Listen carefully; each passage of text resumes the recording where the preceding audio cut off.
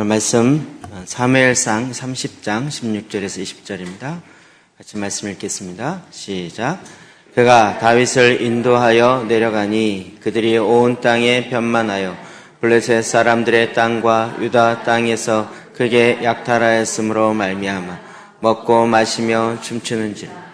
다윗이 새벽부터 이튿날 저물 때까지 그들을 치매 낙타를 타고 도망한 소년 400명 외에는 피한 사람이 없었더라. 다윗이 아멜렉 사람들이 빼앗아갔던 모든 것을 도로 찾고 그의 두 아내를 구원하였고 그들이 약탈하였던 것 곧 무리의 자녀들이나 빼앗겼던 것은 크고 작은 것을 막론하고 아무것도 잃은 것이 없이 모두 다윗이 도로 찾아왔고 다윗이 또 양떼와 소떼를 다 되찾았더니 무리가 그 가축들을 앞에 몰고 가며 이르되 이는 다윗의 전리품이라 하였더라. 아멘. 아멘. 우리가 이 시간 지금 축복과 저주라는 주제의 말씀으로 계속 보고 있습니다.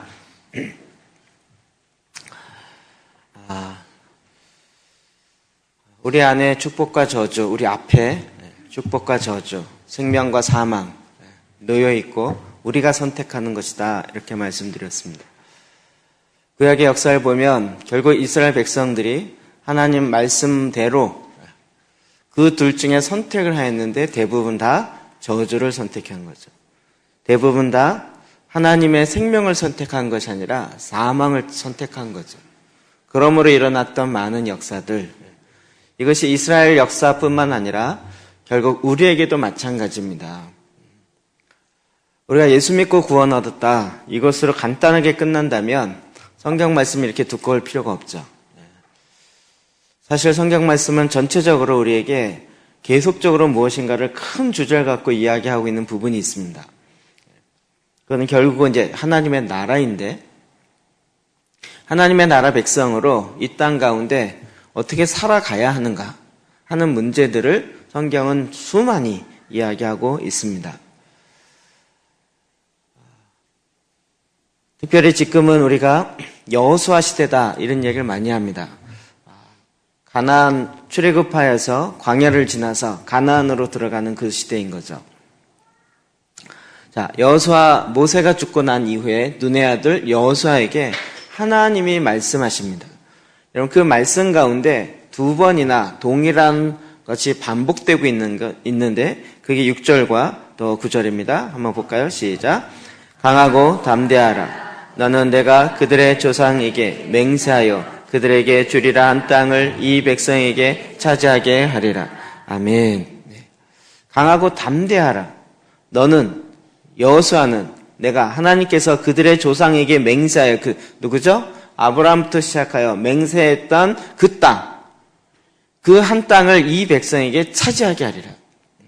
그러면 우리는 생각하기를 그냥 주면 되지, 왜 강하고 담대하라라고 계속 이야기할까요? 9절에 또 이렇게 이야기합니다. 시작. 내가 내게 명령한 것이 아니냐. 강하고 담대하라. 두려워하지 말며 놀라지 말라. 내가 어디로 가든지 내 하나님 여호와가 너와 함께 하느니라 하시니라. 아멘. 내가 너와 어디든지 함께 하죠. 하나님은 정말 우리랑 영원토록 함께 계시겠다고 성경에 계속 이야기합니다. 임마누엘의 하나님, 우리와 함께 하시는 하나님. 마태복음 28장 19절 20절에도 볼지어다 내가 세상 끝날까지 너희와 함께 하리라. 하나님이 나와 함께 하는데 왜 또 강하고 담대하라, 이게 왜 할까요? 하나님이 함께 하면 뭐 두려울 게 없잖아요. 그런데 하나님이 꼭 마음을 강하고 담대하게 해라, 두려워하지 말고 놀라지 말라, 이 얘기하면서 거기다가 내가 너와 함께 할 거다 얘기하는 거죠. 그럼 이 여호수아에게 주는 9절까지의 명령 이후에 또다시 18절에 그의 동료들, 그러니까 루벤과 갓지파와 므낫세 반지파가 요단강 동편에 땅을 차지해 놓은 거죠. 요단강을 건너서 이쪽 하나님의 약속의 땅을 들어가야 되는데 그들과 같이 이야기하면서 너희들도 우리 조상에게 명령한 언약 맺은 것 같이 너희의 땅이 이미 차지했지만 이제 이 약속을 지켜야 한다. 그리고 요단강을 건너서 같이 싸울 것을 이야기합니다. 그들이 그 말을 듣고 여호수아에게 또 이야기합니다. 18절이요, 시작. 누구든지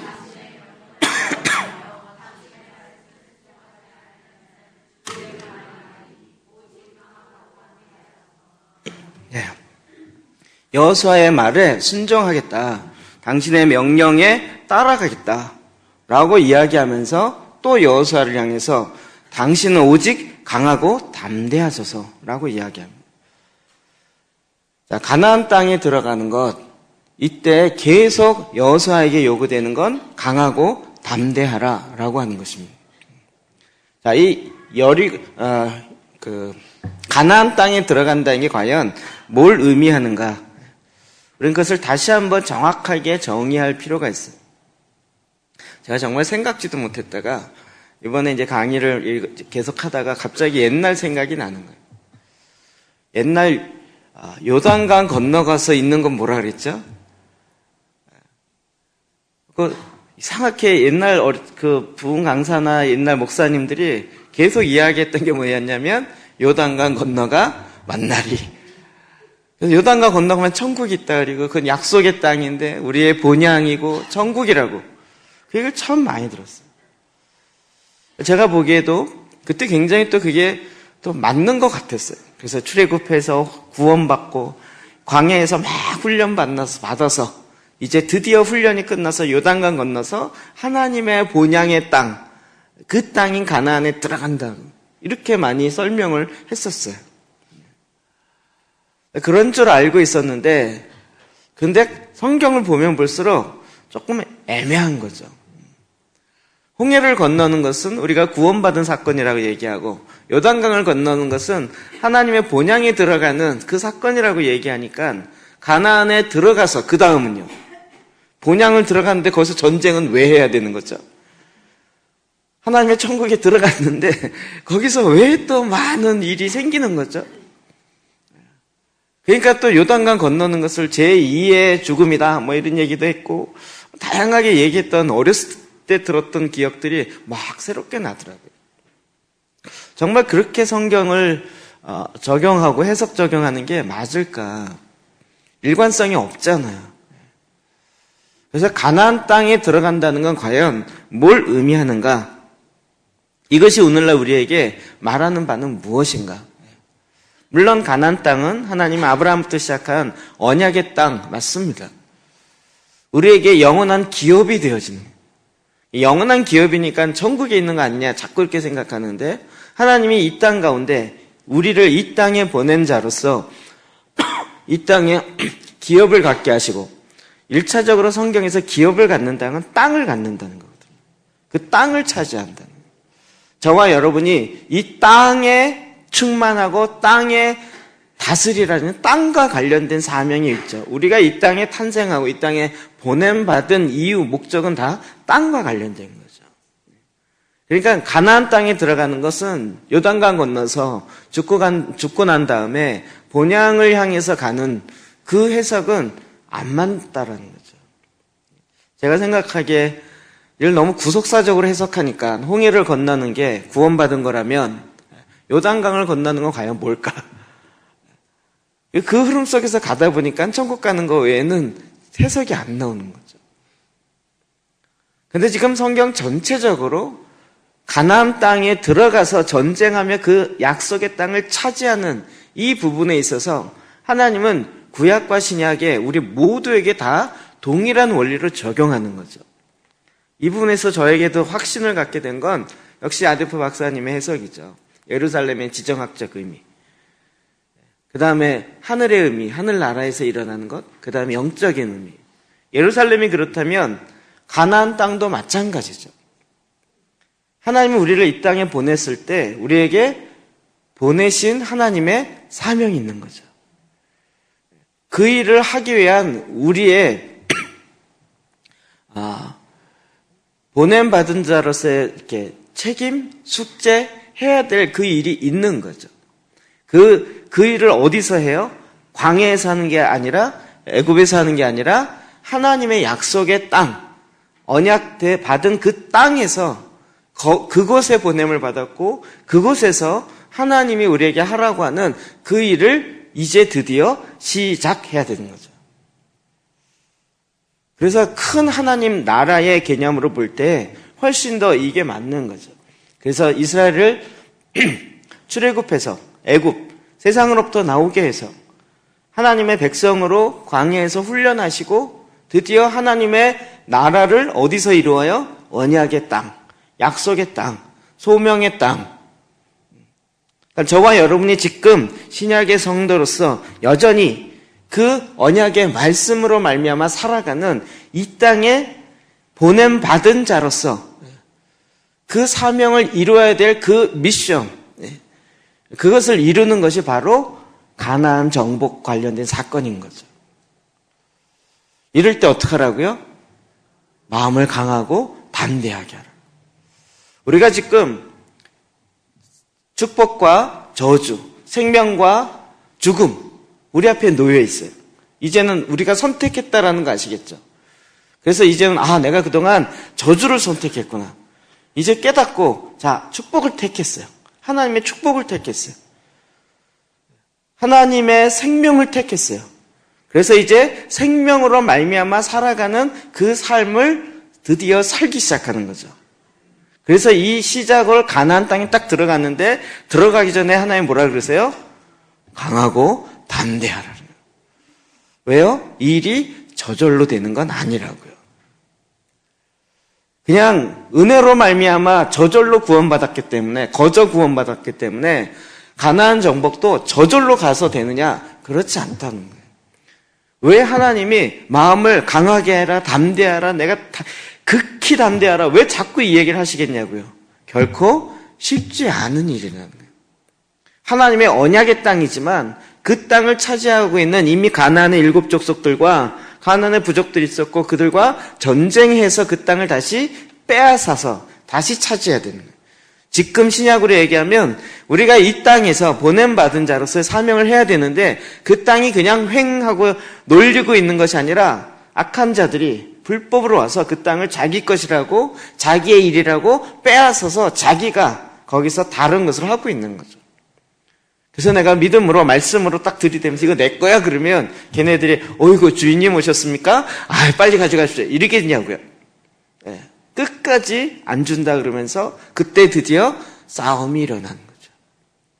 물론 이 싸움은 하나님께 속한 것이기 때문에 하나님과 함께하는 그 싸움이기 때문에 우리에게 필요한 것은 마음을 강하게 하고 담대하게 하는 거예요. 전체적인 흐름 속에서 이 해석이 훨씬 더 타당하죠.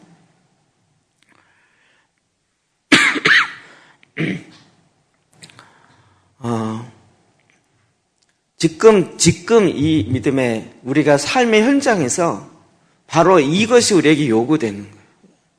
내 안에 그냥 하나님의 은혜가 임하여서 은총이 임하여서 그냥 저절로 뭐가 탁탁탁 되느냐 그렇지 않은 거예요.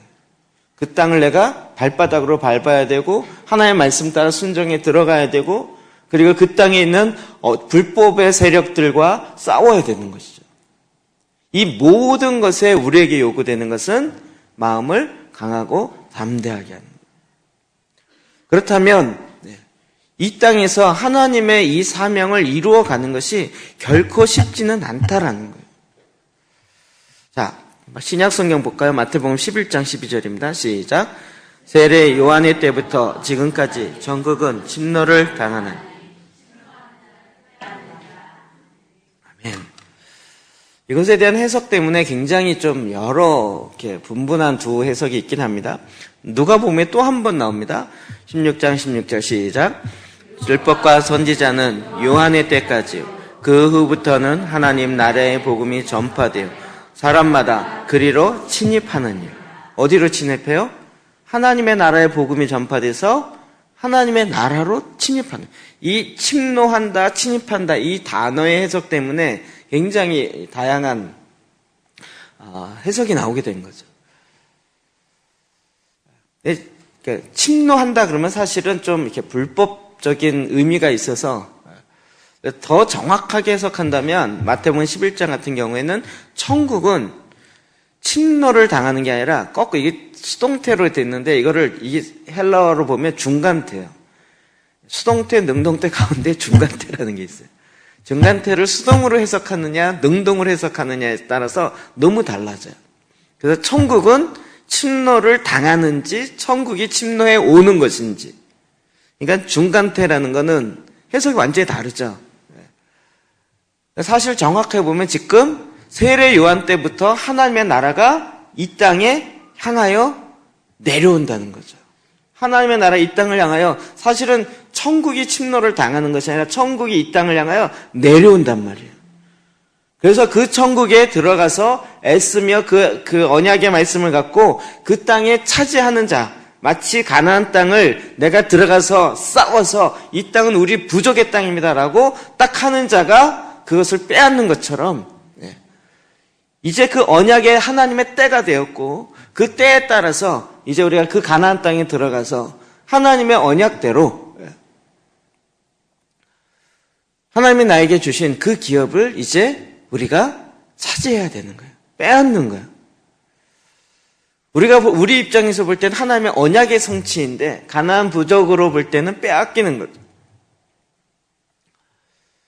이렇게만 봐도 우리가 지금 뭘 살아야 되는지가 갑자기 좀 생각이 복잡해지지 않나요? 그렇지 않으세요? 나에게 주어진 기업은 뭘까부터 시작해서 내가 가나안 땅에 하나님 내 땅을 주셨다는데 그 땅은 뭘까? 어딜까? 그리고 그것을 어떻게 해요? 내가 찾아가서 차지해야 되는 거예요. 빼앗아야 되는 거예요. 싸워서 빼앗아야 되는 거예요. 성경 전반적으로 이런 차원으로 일을 하고 있습니다. 믿음으로 말미암아 우리가 은혜로 구원 얻었다. 그래서 가나안이 은혜로 주어지는 것이 아니라 그 땅은 이제 우리가 마음을 강하게 하고 담대하게 해서 하나님의 원래 그림대로 우리가 드디어 들어가서 차지하고 다스려야 되는 하나님의 통치로 다스려야 될 그 숙제가 책임이 저와 여러분에게 있는 거죠. 우리가 지금 신명기에 있는 많은 말씀 28장에 나타난 축복과 저주의 그 얘기예요. 하나님 우리에게 축복과 저주를 주셨어요. 그래서 우리가 드디어 지금 축복을 택하기로 한 거죠. 여러분 이제 미혹해하는 영이 떠나가서 성경을 보니까 보이죠? 와, 하나님이 나에게 이렇게 축복. 제가 요즘은 담대해져서 그런지 요즘 강의하면서 계속 막 시비 거는 일들, 예습관이 나오는 건지 그랬지만 정말 물권, 영권 이런 단어 제가 되게 싫어하거든요. 그걸 처음 시작했던 분들이 기도원 쪽에 계신 분들이 어느 날 갑자기 물권, 영권을 허락하셔서 그런데 웬 권? 뭐 치권인가? 이게 도대체 무슨 권이 이렇게 많아 있어요. 전혀 모르게 갑자기 들어가지고 이게 뭔가 그랬더니 영적인 권세, 영권이고 물질적인 권세가 물권이라는 거예요. 불권은 약간 좀 물 탄 것 같은 느낌이 들어서 말의 뉘앙스상.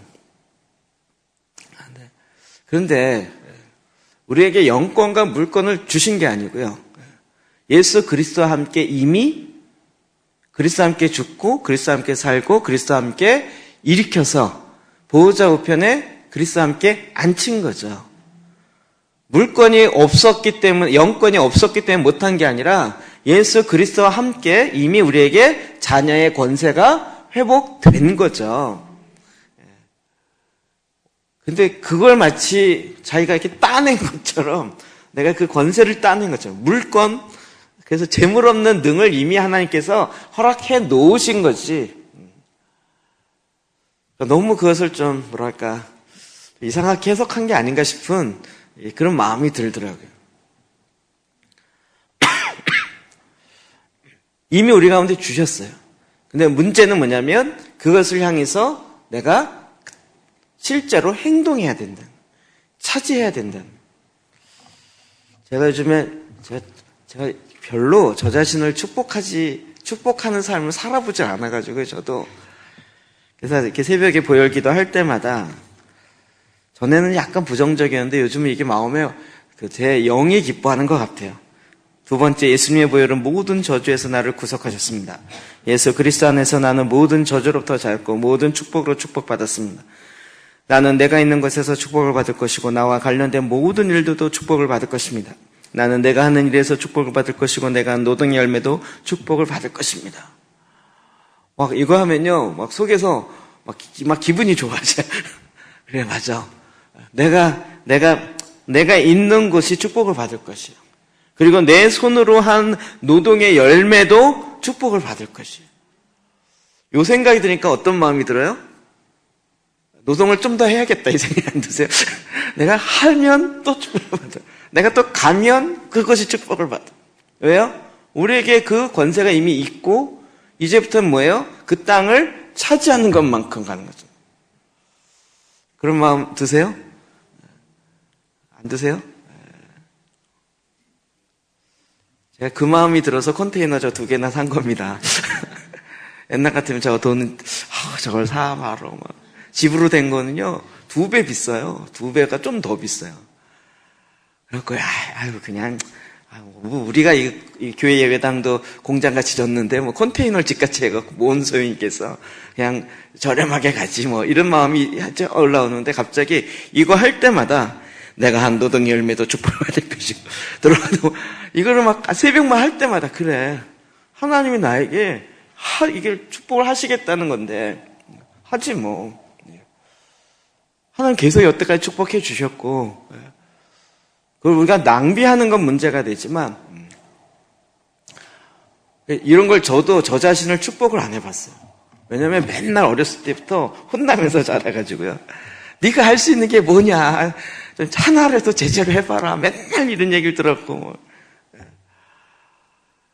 그러니까 계속 제 마음속에 저 자신도 제가 나를 위해서도 너는 하는 것마다 잘 될 거라고 생각해 본 적이 없어요. 너는 한다는 것보다 안 돼. 이런 생각만 드립다 했지. 네가 하는 것마다 축복을 받을 것이고 네 손의 수고에 열매를 얻을 것이라는 것을 내 스스로 나에게 얘기해 본 적이 없고 우리 부모도 저한테 얘기한 적이 없고 우리 형제들, 형이나 누나도 저한테 그런 걸 얘기한 적이 없어요. 게다가 이제 교회 다니면서 그건 기복주의야 라고 딱 생각이 드니까 그런 걸 구하는 것 자체가 잘못인가 보다 이 생각이 드는 거죠. 근데 요즘에 실제적으로 이제 현장에 막 나가서 뛰다 보니까 아닌 거예요. 필요한 거 해야 되는 거죠. 제가 좀 머리가 복잡한 사람입니다. 계속 머릿속에 고민이에요. 저는 여러분의 그 주일날 하는 셀 모임 1시간 내지 1시간 반 이게 얼마나 중요한지를 저는 굉장히 귀하게 여겨요. 그 시간이요. 소그룹 셀 시간이요. 그래서 그 소그룹 시간을 위해서 얼마든지 재정이 든다라도 투자를 하자. 이게 이제 제 마음인 거죠. 제 마음 같아서는 제가 기독교 교육과를 나왔다 그랬잖아요. 그때 교회 건물의 시스템이 교회가 할 수 있는 것의 약 80, 90%를 좌우해요. 그래서 제 마음속에 모든 셀이 다 셀 방이 따로 있었으면 좋겠어요. 우리끼리 얘기지만 여기 포도원 싹 없으면 저 뒤에 컨테이너를 집으로 셀별로 한 채씩 다다닥 넣어서 토요일날 와서 같이 고기도 먹고 얘기도 하고 그 앞에 또 남자들은 또 족구도 하고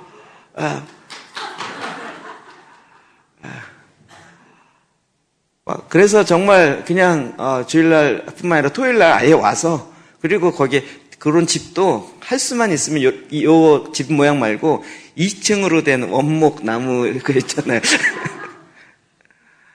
한때는 계속 그런 거 보고 있었어요. 그래갖고 근데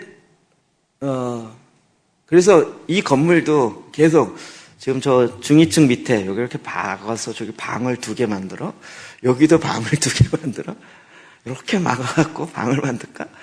하여튼 이렇게 주방도 맨날 걸어가면서 LCB를 어떻게 막아서 유치부실에 또 자바라 하나 더 걸었잖아요.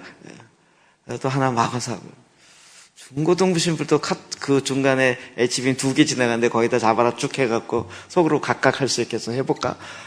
계속 그러니까 소그룹 모임이 너무 소중한 거예요. 근데 그 소그룹이 집중할 수 있도록 분위기, 환경이 있어줘야 되는 거죠. 그러니까 그거를 그냥 한 번 모였다 끝나는 게 아니라 계속 그 안에, 그러면 그거를 해줄 수 있는 분위기가 굉장히 중요하거든요.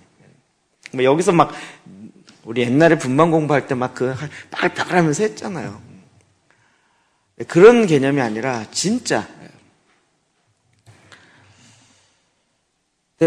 하나님은요, 우리에게 정말 네가 너를 통해서 내가 하나님의 원하는 일을 할 텐데, 그러니까 너에게 마음을 부어주니까 그 마음을 가지고 하나님이 기뻐하시는 걸 정말 바른 동기의 마음을 갖고 할 때 하라는 거죠. 이게 저절로 뚝 떨어지는 게 아니라 머릿속에 그려야 된다니까요. 4층은 방 만들기로 제 마음속은 지금 벌써 계단 옆쪽에 작짐을 했어요. 그러면 하나님 주십시오 이래 갖고 안 되고요. 그림을 그리고 행동을 해야 되는. 그리고 구체적으로 거기 가서 뭐 각파이프를 하든지 뭘 하든지 생각하고 기획을 하고, 뭐 설계도가 없어도 머릿속에는 뭐가 있어야 되는 거죠. 뭘 해야 돼요? 행동을 해야 돼요. 믿음에 따르는 행동을 해야 돼요. 하나님이 저 가나안 땅을 너희에게 아브라함 때부터 언약해 주었다.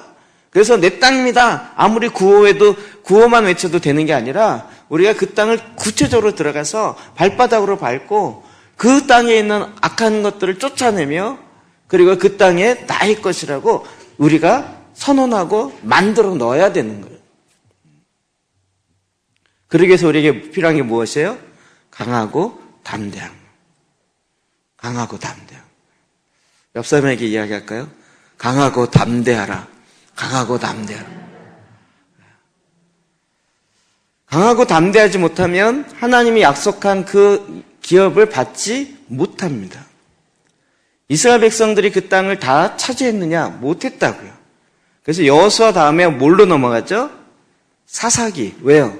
여호수아 다음에 다윗으로 넘어가면 참 좋겠죠.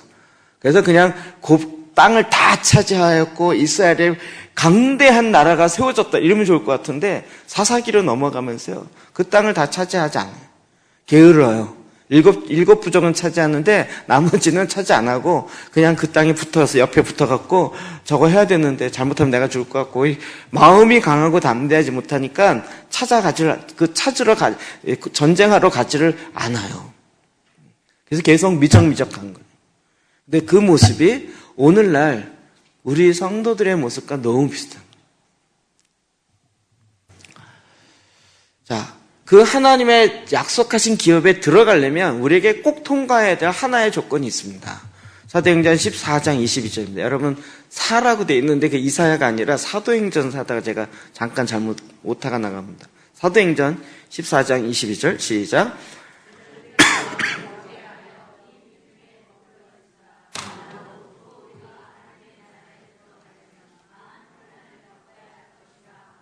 아멘.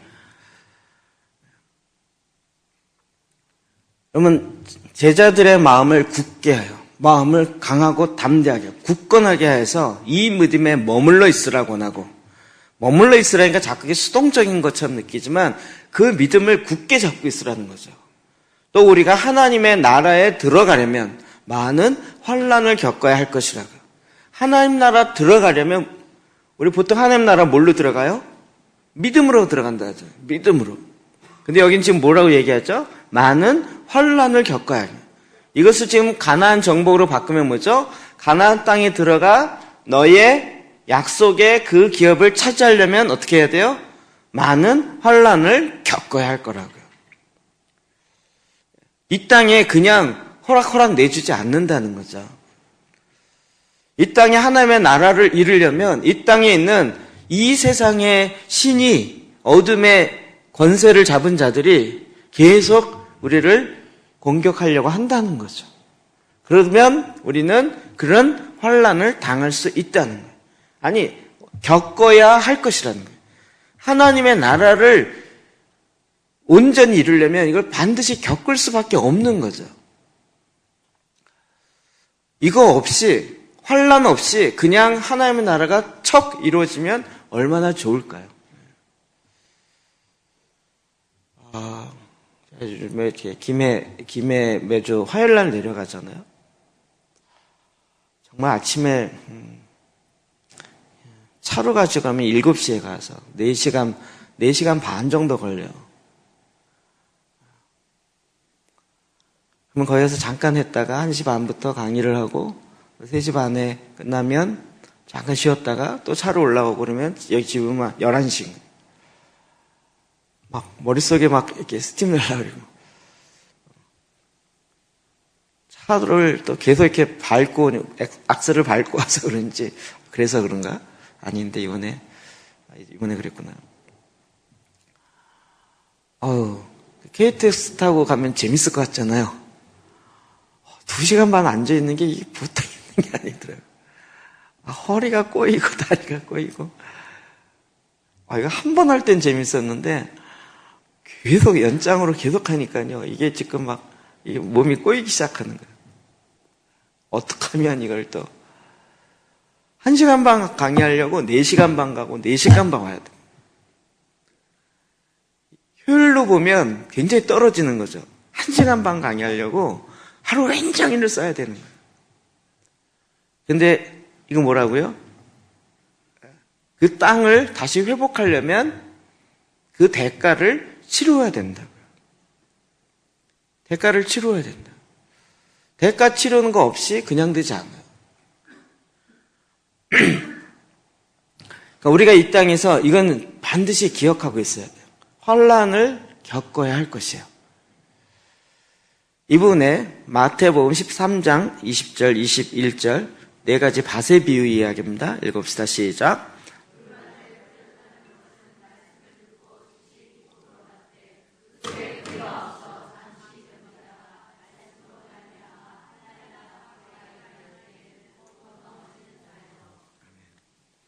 네 가지 밭. 처음에 어디죠? 길가밭. 두 번째 돌짝. 세 번째 가시떨기. 그렇죠? 네 번째가 좋은 밭이죠. 네 가지 밭의 비유는 묵상하면 할수록 너무 좋은 것 같아요. 여러분 그렇게 기도하지 말라 그랬죠. 좋은 밭 되게 해달라고 그렇게 하지 말라 그랬죠. 마음의 밭은 누가 기경해야 돼요? 내가 기경해야 되는데 기경할 생각은 안 하고 좋은 밭 되게 해주세요. 좋은 밭 되게 해주세요. 하나님이 나도 그걸 원한다. 이러지 않겠어요? 자, 길가밭, 그 다음에 돌짝밭, 가시떨기밭, 다 뭐가 떨어져요? 말씀이, 씨앗이 떨어져요. 씨앗은 뭐죠? 말씀이라는 거죠. 이 세상의 공중의 권세 잡은 자는 제일 싫어하는 게 뭐예요? 하나님의 말씀이 이 땅에 떨어지는 거죠. 그러니까 누가 조금 뭐 괜찮은 생각했다. 그건 좀 놔둬도 되는데, 제가 스크루 테이프에, 누구죠? 뭐지? 이름 생각 안 나네. C.S. 로이스의 그 글에 보면 사탄이 지들끼리 막 회의하는 거 있어요. 걔네들이 제일 어려워한 게 뭐냐면 인간이 어느 날 갑자기 헌신하는 거예요. 어느 날 갑자기 은혜 받고 어느 날 갑자기 말씀을 따라하는 이거를 예측을 못 하는 거예요. 지들끼리 회의하면서 이걸 어떡하냐 이게. 저러다 또 주님 말에 온전히 헌신하면 이거 큰일 난다 이래갖고요. 그러면 그때가 되면 난리를 치는 거예요. 근데 정말 말씀이 언제 떨어져요? 우리가 주님 앞에 나아갈 때요. 그런데 이 길가밭 하나님의 말씀이 들어가질 않는 거죠. 그러니까 나가는 순간 새가 탁 뭘 채가요? 사람을 채가는 게 아니라 말씀만 탁 채가요. 씨앗만 탁 채가요. 정말 그런 거 너무 많죠. 여러분이 말씀을 내 심령에 넣는 법을 몰랐으니까 그냥 말씀을 거의 이렇게 머릿속에 이고 가다가 저 문만 나가면 새들이 뚜루루 가서 다 말씀이 이게 마음에 심겨져야 되는데 뿌리는커녕 말씀은 그냥 머리에 이고 간 거예요. 저 계단 내려가면서 오늘 저녁에 뭐 먹지? 오늘 뭐 걱정해요. 이러면서 그냥 싹 다 날아가는 거예요. 왜 그래요? 마음이 길가이기 때문에 굳어져 있기 때문에. 자, 두 번째가 돌밭입니다. 말씀을 듣고 즉시 기쁨으로 받아요. 아, 그렇구나라고, 아, 이게 말씀이라고 받아요. 그런데 그게 뿌리가 없어서 잠시 견디다가 말씀으로 말미암아 뭐가 일어나요? 환난이나 박해가 일어날 때는 곧 넘어진다. 잘 생각해 보세요. 내가 말씀을 딱 받은 날 저녁 잘 생각해 보세요. 뭔가 은혜를 받고 이게 주의 뜻이구나라고 딱 받았는데 그날 저녁 우리 막 환난 박해 그러니까 무슨 네로의 박해 뭐 이런 거 자꾸 생각하는데 그게 아니라 영적으로 어떤 일이 일어난가 가만히 보세요. 내 안에 화를 내게 만드는 분노는 하나님이 임재를 떠나게 한다 그랬잖아요. 하나님의 말씀이 내 안에 있는데 그 분노나 내 뚜껑 열리는 거나 이런 것을 인해서 하나님의 말씀이 내 안에 거하지 못하도록 그런 사건들이 자꾸 일어나는 거죠. 말씀이 딱 받고 너무 기쁘다 그랬는데 이게 돌밭이라는 거예요. 그러니까 사탄은 지금 어떻게 하는 거예요? 하나님의 말씀이 기쁨으로 받아서 막 뿌리가 내리려는 것을 그거를 또 못하도록 어떻게 해요? 환난과 박해를 준다는 거죠. 내 삶에 그런 어려운 나로 하여금 무너지게 만들고 힘들게 하는 그런 일들을 내가 가장 약한 부분 딱 일어나게 해서 그 말씀이 뿌리내지 못하도록 사탄이 꼭 수를 쓴다는 거예요. 우리는 말씀을 받으면 꼭 어떤 걸 생각하셔야 돼요? 말씀이 딱 들어오고 이 말씀이구나 그러면 그 다음은 뭐가 있어요? 환난이 있다는 거를 명심하셔야 됩니다. 말씀이 딱 들어오면 이게 또 환난이 오겠네. 그럼 빨리 이거 빼앗기지 않도록 간직하셔야 되는 거예요. 이해되시나요? 이제 우리 거꾸로 해요. 오늘 막 말씀이 너무 막 쏙쏙 들어오면 너무 기뻤어요. 그러면 벌써 이제 영적인 센스가 빨리 발전해서 오늘 저녁에 집에 가면 싸울지 몰라. 빨리 무장을 하셔갖고요. 또 이상한 일이 생길지 몰라. 그래서 이 말씀이 금방 환난이나 박해로 인해서 뽑히지 않도록 잡아야 되는 거죠. 그런데 그러면 하나님 왜 환난을 허락하세요? 여러분 어떠한 환난이라도 사실은 하나님의 사랑으로부터 끊을 수가 없어요. 그리스도의 사랑으로 끊을 수 없어요. 어마어마한 환난이 있다. 7년 감옥에 가고 이게 아니라 전에는 그 붉은 혁명 그때는요 20년 감옥에 있어요. 20년. 그분들이 나오고 그럴 때도요. 그분들이 20년 동안 감옥에 있으면서 마음이요 더 뜨거워져 갖고 나왔어요. 얼마나 주님의 말씀을 전하고 싶겠어요. 자, 로마서 8장 25절입니다. 시작.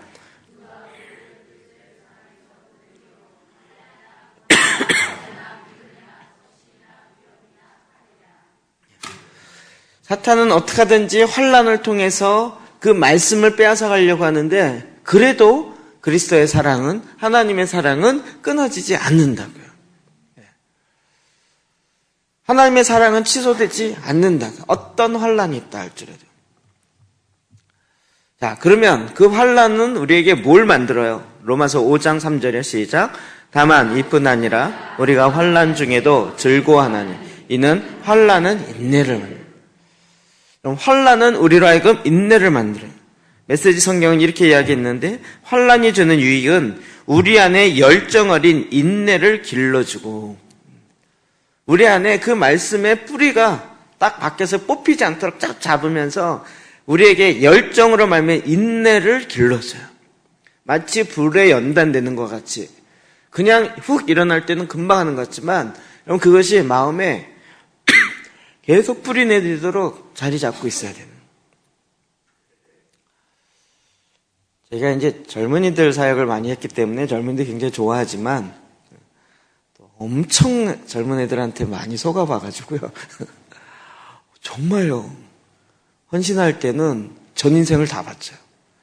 벌써 약간 30만 넘어도 주님 제가 주님께 생명 드리긴 좀 힘들 것 같고 조금 더 드릴게요. 이렇게 이제 계산이 되는데요. 20대만 되면요. 주님 내 모든 걸 다 드리겠습니다. 10대들은요. 물불 안 갈려요.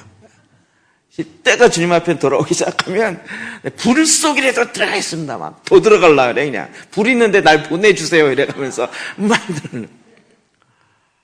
처음에 사역할 땐 그거 정말 감동을 받아갖고 와 정말 하나님 일하셨구나 할렐루야 그러는데 3일을 못 가. 이틀을 못 가는데 막 그 배신감으로 막 이렇게 디프레스 빠지고 막 더 힘든 거예요. 차라리 그러지 않았으면 기대를 안 했으면 그렇지도 않던데 막 기대하도록 뭐 이렇게 해놨다가 확 이렇게. 제가 전에 얘기했었는데 그것 때문에 제가 선배 간사 찾아가서 상담했잖아요.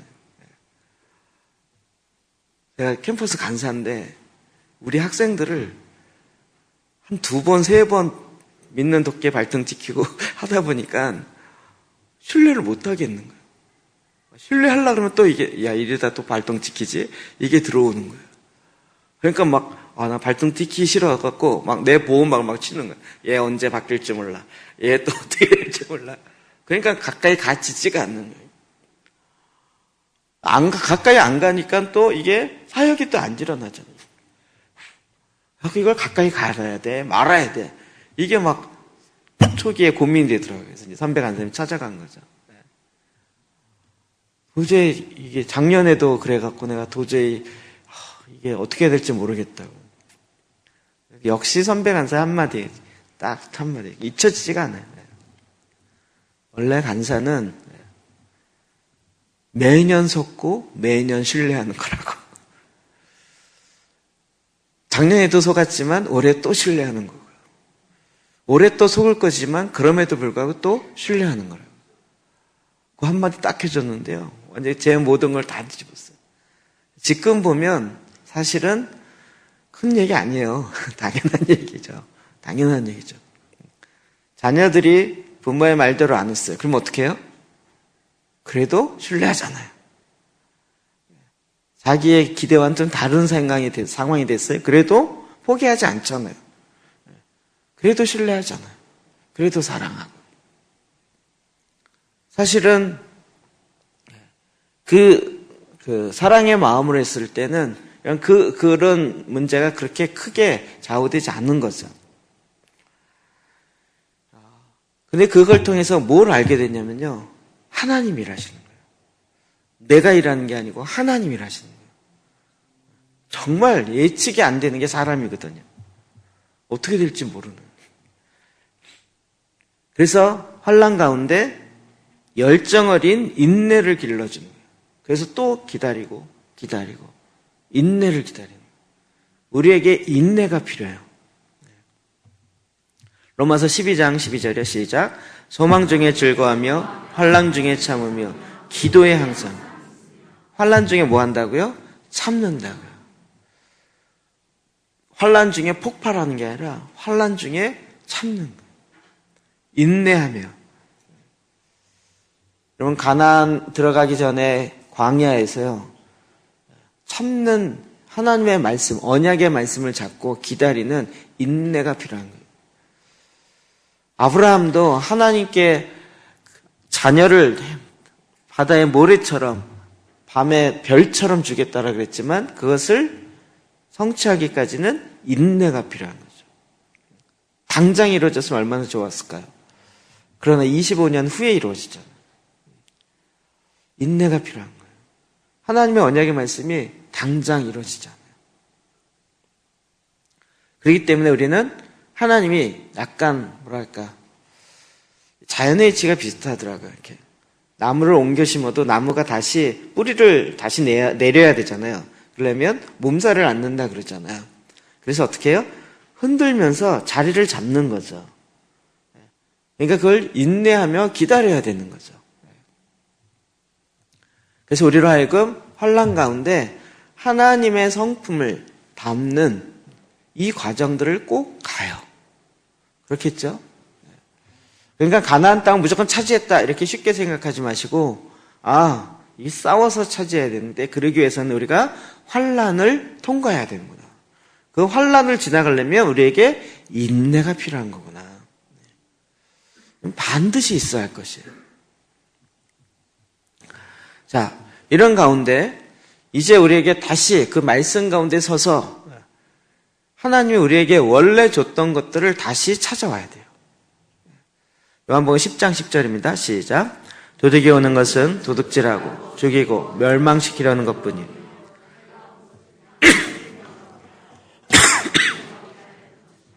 아멘. 도둑이 오는 것은 도둑질하는. 그래서 내 삶에 도둑이 왔어요? 여러분 안 왔습니까? 빼앗긴 거 없으세요? 사탄이 오는 것은 하나님이 나에게 준 것을 진짜 도둑질하는 거예요. 나에게 준 축복을 그가 빼앗아가는 거예요. 원래 나에게 줘야 될, 내가 받아야 할 것인데 내가 속아서 그 거짓말을 믿어가지고 휙 넘어간 거죠. 그래서 그게 원래 내 거였는데 빼앗긴 거예요. 그럼 그것을 다시 찾아와야 되죠. 우리가 지금 축복을 선택했어요. 축복을 딱 선택하면 축복이 드릭 오는 게 아니라 우리의 빼앗긴 것들을 다시 찾아와야 된다고요. 우리가 이 싸움을 해야 되는 거예요.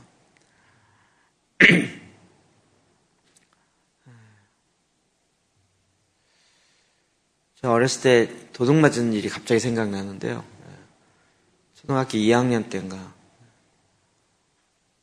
자고 있는데 저희 아버지가 갑자기 도둑이다 그러면서 막 뛰어나가면서 발로 제 머리를 빡 치고 뛰어나가고요. 깼어요.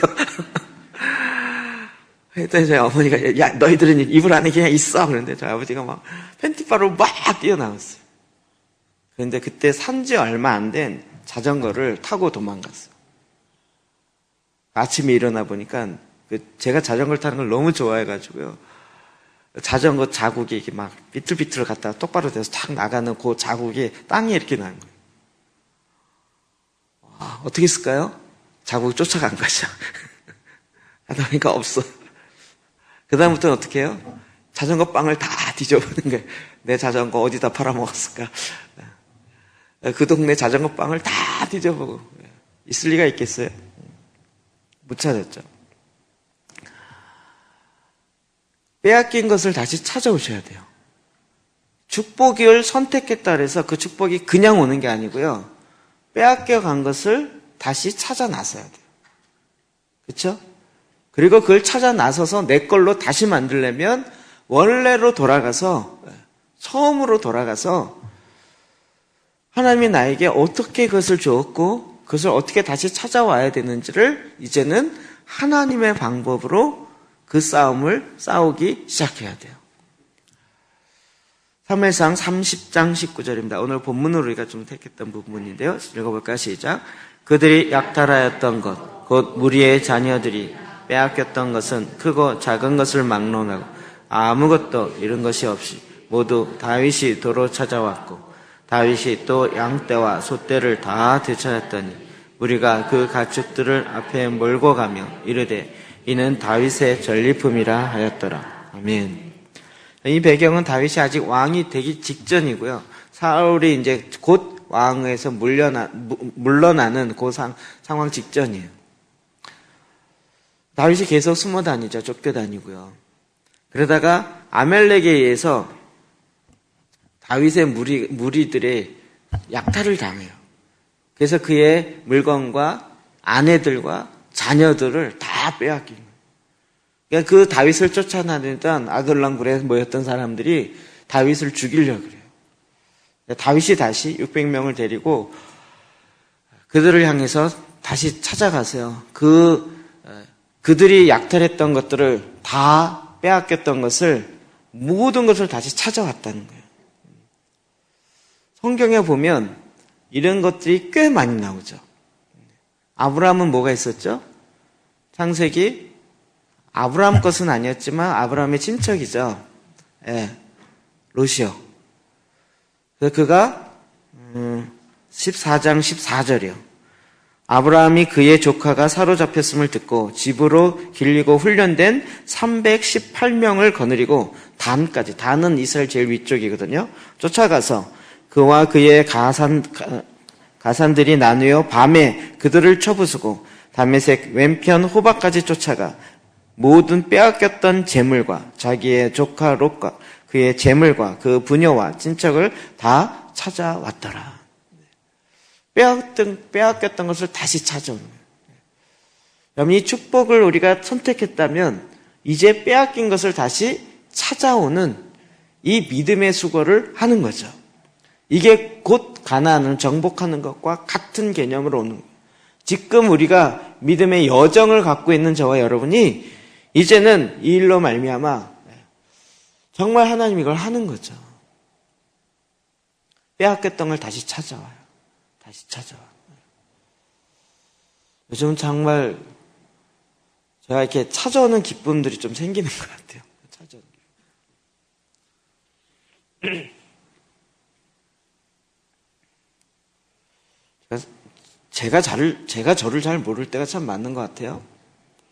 이번에도 어떤 분을 만나서 좀 길게 이야기를 나누었는데, 저희가 이번에 중보기도 아데프 박사님 책이 나왔잖아요. 그거를 이제 읽어보고 너무 좋다는 거예요. 그런데 이렇게 표현했어요. 목사님 그걸 어떻게 자료집으로 만들 생각을 하셨어요? 목사님 중에서 자료집으로 만드는 사람 한국에 거의 없어요. 목사님 참 특이한 사람이세요. 이러는 거예요. 그게 특이한가요?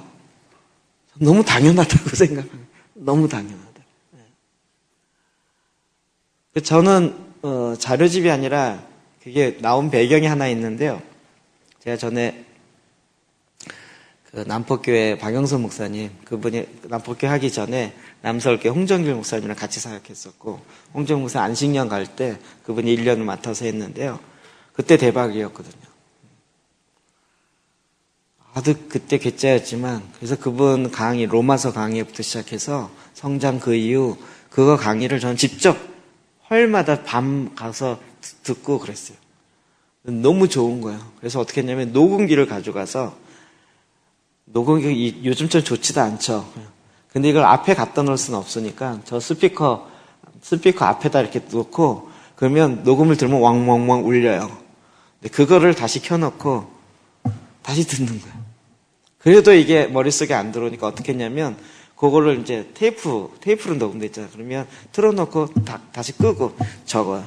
손으로 받아 적어요. 그분이 했던 얘기를. 그거 지금도 제가 갖고 있어요.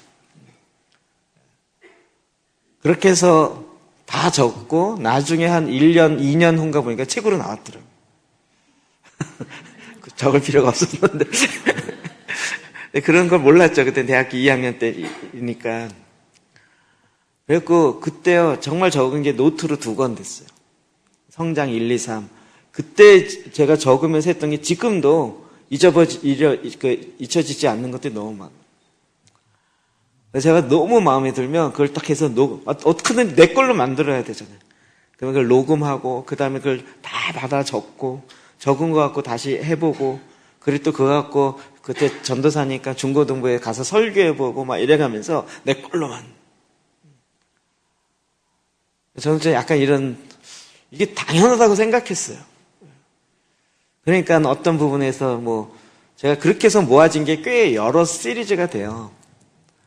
이 얘기를 이제 저희 TK 모임에서 이야기했더니 우리 어느 한 목사님이 도전을 받았어요. 그래갖고 대만에서 들은 거를 또 그분이 그래? 그럼 나도 해보리라 그리고 틀어놓고 와 녹취하기 시작한 거예요. 저는 녹취하는 걸 알고 이렇게 익숙해 있는 거고요. 그래서 이제는 녹취가 제 무게 아니고 넘어갔어요. 다른 분이. 아예 이제 그래서 그걸 또 책으로 이렇게 만들고 이런 것이 저에게 너무 쉬운 거예요. 근데 그거는 정말 필요한 거죠. 정말 필요한 거예요. 여러분, 이게 특히 아데프 박사님 같은 경우는 설교가요, 정말 깊이가 다르잖아요. 한 번 들어서 다 끝나는 설교가 아니고요. 계속 두고 봐야 돼요. 두고 읽고. 여러분, 지난번 거 다시 보세요. 완전 또 새로운 거예요. 또 똑같이 들었는데 다른 사람한테 물어보세요. 느낀 게 완전히 달라요. 그분이 성경을 보는 그 배경과 이게 워낙 탁월하시고 또 깊이가 있어 왔기 때문에요. 정말 뭐랄까 저 밑바닥에서 어마어마한 걸 가지고 쓱 와서 이렇게 툭툭 얘기하셨기 때문에 그때그때마다 우리가 읽을 때마다 다른 거예요. 그러니까 이런 건 어떻게 해요? 책으로 내든지 올리든지 해야 되는 거죠. 이런 일들이요, 저한테 너무 쉬운 거예요. 그리고 자료집 내고, 자료집도 또 어떻게 해야 될지 모르는데. 그래서 사실은 이번에 이은정 성교사님 오셔갖고요, 설교하고, 앞뒤에다가 광고, 저희 교회 생긴 이래로 광고를 처음 냈어요. 그래서 앞부분에 중보기도 책 나왔습니다. 사기 원하시는 분은 우리 조 목사님에게 신청하세요. 뒷부분에도 이렇게. 꽤 나갔죠? 일주일밖에 안 됐는데요. 저희 교회에 나온 조회수가 꽤 많아가지고요. 꽤 나가요. 아니, 이런 건 한국교회에 풀어줘야 돼요. 한국교회에 풀어줘야 돼요. 이게 어떻게 풀어줘야 되는지가 요즘은 루트가 좀 있기 때문에요. 그걸 알면 그것을 이제 풀어놓는 작업들을 해야 되는 거죠. 우리가 지금 찾아와야 될 게 너무 많아요. 다시 찾아와야 될 거예요. 저는 그동안 해왔던 일들이 있기 때문에 그것을 통해서 다시 찾아오는 작업이 막 하고 있는 거죠. 근데 찾아오면 그 찾아온 보람이 되어서 그게 기쁨이 되고 전리품이 돼요. 그런 전리품을 또 하나님 얻게 하세요. 그러면 또 그 전리품을 갖고 또 즐기는 거죠. 이것도 오늘 죄송한데 혼자 좋아하는 것 같아서 이걸 여러분이 하셔요. 저는 마음에 소원함을 가지고 이제부터는 하나님의 축복을 택했을 때 그것이 그냥 오는 게 아니라 찾아오는 작업들을 하셔야 되는 거예요. 이사야 49장 24절 25절입니다. 시작. 용사가 빼앗은 것을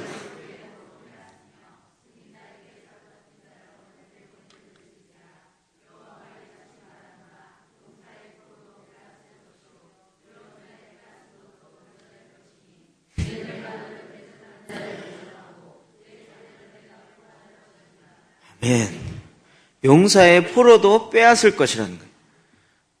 용사가 빼앗은 것을 어떻게 도로 빼앗으며 승리자에게 서를 어떻게 건져낼 수 있으랴. 그런데 하나님 뭐라고 말씀하세요? 이스라엘의 회복에 대해서 이야기하시는 거예요. 예루살렘의 회복에 대해서. 용사의 포로로 빼앗은 것이요 두려운 자의 빼앗은 것도 다시 하나님께서 건져내실 거라는 거예요. 원래 내 마음속에 하나님이 나에게 준 기업이었는데 그 빼앗긴 것을 다시 건져오게 할 것이에요. 다시 찾아오게 할 것이에요. 우리가 축복을 택했으므로 하나님의 말씀으로 갈 때요, 이제는 이 다시 찾아오는 작업들을 저와 여러분이 하는 것입니다. 하나님은 어떤 모양이든지 우리에게 이 축복의 길로 다시 회복하게 합니다. 그래서 가나안 땅에 그 유업을 받는 기쁨을 누리게 합니다.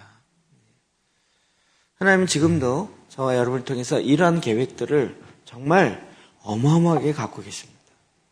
여태까지, 지금까지 온 것도 대단하다고 생각했는데 다시 하나님께서 알려주시는 것을 보니까 지금까지 온 건 서론이었고요.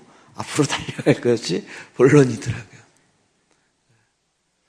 그래서 하나님이 정말 깃발을 들게 하실 것입니다. 내년 표어를 제가 아예 잡았어요. 기치를 들게 할 거예요. 하나님의 깃발을 들게 할 것이에요. 하나님이 여기까지 나를 도우셨고 하나님이 여기까지 치료하셨고 하나님이 여기까지 나와 함께 하신 것입니다. 라는 것을 모든 사람이 알 수 있도록 깃발을 들게 하는 거예요. 나의 깃발을 드는 거예요. 그래서 이것은 하나님이 나에게 준 유업인데 이 유업을 주의 말씀으로 말미암아 다시 회복합니다. 라고 우리가 고백하는 거죠. 어렵지 않으시죠? 그 유업을 다시 찾아오는 것입니다. 이제는 내 방법이 아니라 하나님의 방법으로 다시 이 길을 향하여 달려가는 것입니다. 요즘에 제가 언약 강의할 때 이야기도 드렸고 다시 하나님이 옛날 처음에 첫사랑으로 주님을 만나고 나서 하나님이 나에게 또 내가 막 기쁨으로 막 하려고 했었던 그런 것들, 그러나 중간에 포기됐었던 것들이 만약에 그때 됐었으면 그건 나의 바벨탑이 됐었을 거예요. 나의 산당이 됐었을 거예요. 근데 환란으로 말미암아 무너지고 깨지고 했는데 무너지고 깨지면서 내 안에 인내가 생기고요. 그걸 통해서 정말 이제 나의 산당을 짓는 것이 아니라 주님이 거하실 수 있는 제단을 세울 수 있는 거죠. 제단을 세우는. 아이러니한데요. 제가 어렸을 때 다녔던 모교회가 여자 전사님이 개척했다 그랬죠. 그리고 그것을 이제 아들한테 주려고 했다가 어떻게 되죠? 여동생의 남편이니까 그분이 이제 그 교회를 물려받았거든요. 그러니까 이제 그분 이제 여자 전도사님이시니까 목사님에게 물려하고 본인은 그 교회 전도사를 있었는데 그러시면서 그분이요 월요 재단을 세우셨어요. 그때 저는 월요 재단이 주일날 예배를 드리는데 월요일날 왜 따로 또 재단을 세우지? 이미지가 참 안 좋았어요. 월요 재단이라. 약간 그때는 그런 느낌이 있었어요. 그러니까 전반적으로. 근데 지금 와서 이렇게 보니까요. 그 전도사님의 의도와 목적이 뭔지는 알 것 같아요. 지금 교회 질서와 이런 문제가 아니고요. 영적으로 풀어지는 하나님의 원하심들이 있더라고요. 그게 교회 안에 막 문제가 되어지고 막 이럴 여지가 많이 있지만, 그럼에도 불구하고, 거기서 하나님께서 묶은 걸 풀어내는 그런 작업들을 몇 번 하셨거든요. 그래서 하나님께서 정말 이런 일들 또 이루시는구나. 제가 요즘에 막 재단 때문에 이렇게 이야기를 하는데 너무나도 재미있어요. 저는 지금 가만히 있는데 하나님이 또 이렇게 보내주세요. 몇 가지 간증이 있는데 간증은 나중에 이야기할게요. 나중에 또 더 많이 이야기할게요. 제가 하는 게 아니고요. 하나님이 일하게 하세요. 그리고 그 부분에 하나님은 지금 축복을 우리가 받아냈느냐 못 받아냈느냐가 아니라 선택은 누가 하는 거라고요? 내가 하는 거고요. 내가 하고 난 다음에 어떻게 돼요? 마음을 강하고 담대하게 해서 환난 가운데 인내로 그것을 찾아와야 되는. 어렵지 않으시죠? 네. 어렵지 않으시죠? 그래서 이 싸움을 싸워야 되는 거라고요. 이 믿음의 승리의 싸움을 사시기를 주의 이름으로